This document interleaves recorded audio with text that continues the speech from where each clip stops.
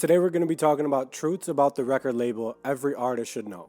I've been doing this for a while and I thought a lot of this stuff was common sense, but I guess not. So we're going to get right into it today. The first point of this video I got to make is that $1 million record deal is not $1 million. If you know that already, bear with me, but trust me, there's a lot of people who don't know that. So I was watching a DJ Vlad video recently, and it had a New York artist, Scar Lip. Her recent music video did about 5 million views, and they're talking about record deals. She said she got some offers from like $100,000 to like $800,000, right? He starts telling her that she's hot, she's viral, she needs to drive that price up while she can, because she's got the buzz. Then he starts telling her about how that deal is not money, it's just a loan, and it's like from the bank. He starts telling her that it's not really her money and she needs to earn it all back before she can make any money. And my first thought is, how has nobody in your team told you this? I'm guessing there's a lot of new artists that are catching a buzz and coming up nowadays that don't know much about the music industry. So then she goes, wait, you don't get to keep the money they give you? So wait, you don't keep the money they give you? Shout out Scar Lip, but that's my first point of this video. I'd like to say it again. $1 million record deal is not $1 million cash in your pocket. It's pretty much a loan from a bank that you get upfront, and it has to cover all of your budget, which is the cost of your projects, your touring, your merch. Everything that you do as an artist comes from that. And you have to make more money than that until you can profit. Now, it's not a bad thing in general, because if a record label invests that much money into you, they're going to want to make that money back. So they're going to do as much as they can to push you and get you in front of the public media.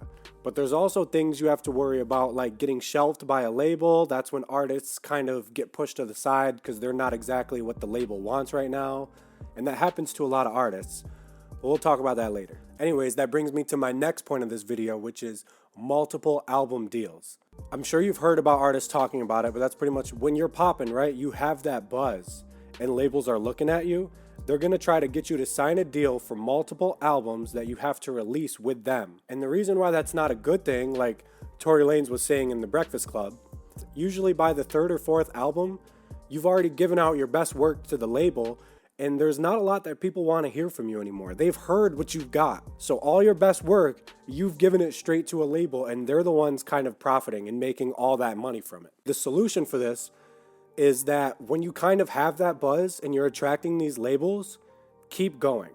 Because you already are popping enough to get the attention of a label. You have that buzz, and if you just keep going and utilize the same tools that the label uses, then you can essentially be your own label and make all of the money.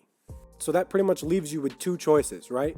You can either sign a record deal and join a label, or you can do the independent route. There's pros and cons to each one, and we'll get into that real quick. I'm not going to touch too much in this video. I kind of want to keep it basic and then go in more depth in other videos. But anyways, when you join a label, right? The main benefits is that you have a team. You have a team of professionals behind you. They're going to make sure that you have what you need, right? As far as marketing, promo, tours, all that. But you might not make as much money from streams and other stuff like that, depending on what deal you have or what contract you have. And when you're a label, there's more benefits as far as to money. You have more control, but it's a lot more work. You have to do all your advertising. You have to do your own promo. Essentially, you are your own team. You are your own label, and it's a lot of work as well. The thing about having a label that's invaluable to a lot of artists is they can make their music all day long, but they don't know how to do all that stuff on the back end. So that's why having a label contract is really what most artists need. Not everybody has the entrepreneur mindset to have what it takes to be an independent artist. So those are my first 2 points for the video. Number one, record contracts are not cash. And two, most record contracts have contingencies like 24 months, like 4 albums, whatever. If you're an artist and you think you might want to sign a record contract, just do your research. Not every contract is the same. Not every artist is the same. So learn the ins and outs of the contract and make sure you know what you're signing before you sign it. Maybe you want to hire an entertainment lawyer just to help you navigate the process. There's certain things you can do to make sure that you stay in control of your own art and make the most off of your streams, royalties, concerts, etc.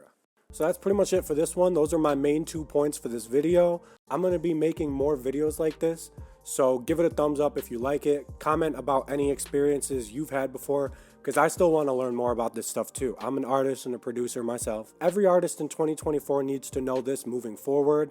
And yeah, I'm going to be doing more videos like this, so stay posted, and I'll see you on the next one.